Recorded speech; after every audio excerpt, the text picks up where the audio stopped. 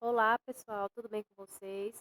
Vamos dar início em mais uma aula, uma nova disciplina, na verdade, de técnicas e procedimentos radiográficos 1, 2 e 3, onde a gente vai falar um pouquinho sobre alguns planos, alguns posicionamentos, alguns tipos de exames contrastados, tá bom? Então, vamos dar início à nossa primeira aula. Temos aqui a posição anatômica, né? Que é a posição padrão, que define superfícies específicas e planos do corpo. Consiste em uma posição vertical, com os braços para baixo, as palmas da mão viradas para a frente e a cabeça e pés direcionados para a frente, como na imagem a seguir, né? Então, vocês conseguem identificar esse posicionamento aqui, uma pessoa está com as pernas voltadas para a frente, olhar na linha do horizonte, palmas da mão viradas para a frente. Mesma coisa na posição ao lado, na posição esquelética, na anatomia esquelética, anatomia óssea. Plano, secções e linhas do corpo. Termos de posicionamento que descrevem os ângulos do receptor de imagem ou a relação entre as partes do corpo, frequentemente estão relacionadas a planos imaginários, que passam através do corpo na posição anatômica.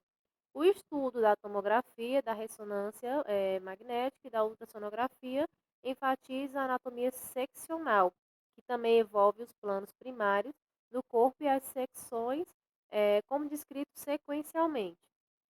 Então, a gente vai iniciar aqui com o plano sagital, qualquer plano longitudinal que divide o corpo em partes à esquerda e à direita, que é o plano sagital médio, em alguns casos chamado de plano mediano, é um plano sagital mediano que divide o corpo em partes iguais, à esquerda e à direita. Esse plano passa aproximadamente através da sutura sagital do crânio. Qualquer plano paralelo ao sagital médio é um plano sagital. Então, vocês têm aqui uma imagem, à esquerda, a figura desse bonequinho aqui. Ele está dividido ao meio, em esquerda e direita. Então, esse é o plano sagital.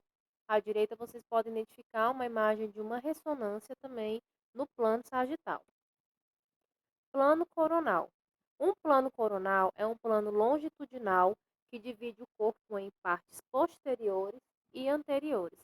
O plano coronal médio divide o corpo em partes iguais, posteriores e anteriores, e é chamado coronal porque passa aproximadamente através da sutura coronal do crânio. Qualquer plano paralelo ao plano coronal médio ou plano frontal é chamado de plano coronal, onde vocês têm aqui, mais uma vez, esse bonequinho está demonstrando o corpo dividido ao meio, só que em frente e costas, né? A parte anterior e a parte posterior. Plano horizontal ou plano transversal axial. Qualquer plano que seja transversal, passando através do corpo perpendicularmente a um plano longitudinal, é um plano horizontal, o que divide o corpo entre as partes inferior e superior. Mais uma vez, o nosso bonequinho aqui está ilustrando um plano horizontal ou plano transversal, axial, onde divide em superior e inferior, dividido ao meio, nesse sistema de cima e baixo, anterior e posterior. Perdão, pessoal, superior e inferior, tá? Foi um errozinho meu aí. Então, repetindo aqui, o plano horizontal ele divide ao meio em superior e inferior. Vocês também podem encontrar em plano transversal ou plano axial. Termos referentes às posições de costas e frente. A parte posterior ou dorsal é referente à metade de trás do paciente, né? No caso, a parte das costas. Inclui a sola dos pés, as costas das mãos, como demonstrando na posição anatômica. A parte anterior ou ventral é a parte frontal, a parte da frente do paciente, que inclui o topo dos pés e a palma das mãos na posição anatômica, que foi aquela primeira imagem que eu mostrei para vocês da posição anatômica. Temos aqui as superfícies do corpo, onde vocês conseguem identificar a parte anterior, a frente, a parte ventral, a parte posterior, que é a parte dorsal, o dorso, que é a parte de cima dos pés, e a superfície plantar, que é a parte do pé, a sola do pé, a parte de baixo. Temos a mão aqui na parte posterior, a parte dorsal, e a palmar na anterior. Vamos aqui agora para as incidências. Incidência é um termo de posicionamento que descreve a direção ou caminho do receptor de imagem ou do feixe de raio-x quando esse passa através do paciente, projetando uma imagem no receptor de imagem. Elabora o termo posição, embora o termo posição seja empregado no âmbito médico, o termo incidência é considerado mais preciso para descrever como o procedimento é realizado. Portanto, o termo incidência será usado mais frequentemente ao longo desse texto. Vamos aqui na incidência PA, póstero anterior.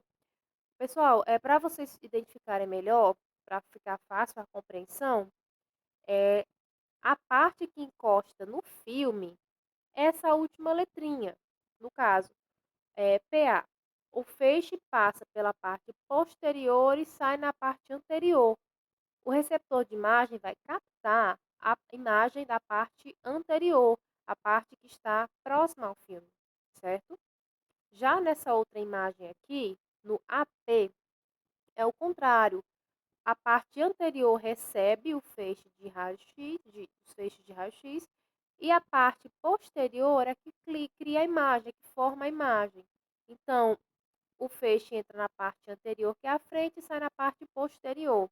Sempre a parte que vai estar próxima ao filme, ao receptor de imagem, é a última letrinha dessas siglas, ou a parte anterior, representada pela letra A, ou a parte posterior, representada pela letra P.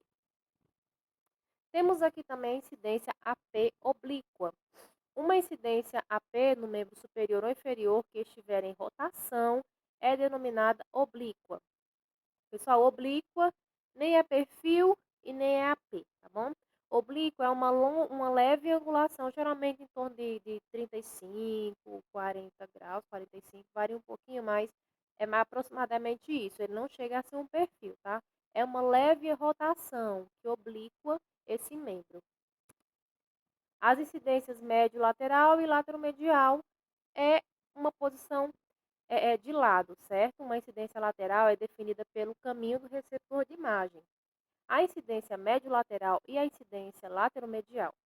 Os lados medial e lateral são determinados com o paciente realizando a posição anatômica, tá bom? Temos aqui a posição supina, também conhecida como decúbito dorsal, onde o paciente deita de barriga para cima, né? As costas está encostada, está sob a mesa, né? E o ventre, a parte ventral, fica para cima. Uma posição anatômica mesmo, onde as costas está sob o receptor de imagem. Prona, né? A posição pronação ou decúbito ventral, apoiando-se no abdômen com o rosto para baixo, a cabeça virando para um dos lados.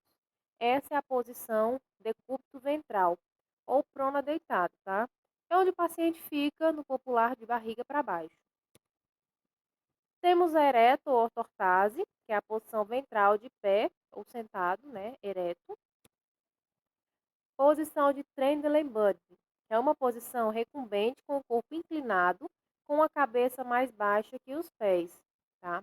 Alguns tipos de exames, alguns métodos utilizam esse posicionamento, tá bom? Vocês vão ver mais à frente. Posição de Fowler, que é a inversão da Trendelenburg, que é uma posição recumbente com o corpo inclinado, com a cabeça mais alta que os pés. Temos a posição de Sims, ou semiprona, que é uma posição recumbente oblíqua, em que o paciente deita com o lado anterior esquerdo do corpo, o joelho direito flexionado e o braço esquerdo estendido para trás das costas. Uma posição de Sims modificada, utilizada para ser realizada na inserção do tubo retal em um enema de bário, né? Muito utilizado também no enema opaco, tá bom? Exames com contraste de bário, baritado.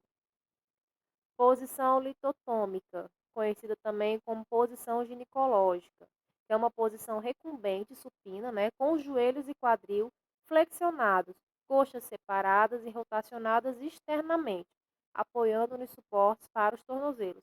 Essa posição também é muito conhecida, muito usada, né, por nós mulheres nas consultas ginecológicas. Essa é a posição litotômica ou também posição ginecológica.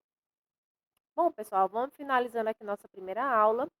Vou deixar uma frasezinha motivacional aqui da Cora Coralina que diz assim: Feliz aquele que transfere o que sabe e aprende o que ensina. Então, pessoal, conhecimento nunca é demais, estudem e boa semana para vocês.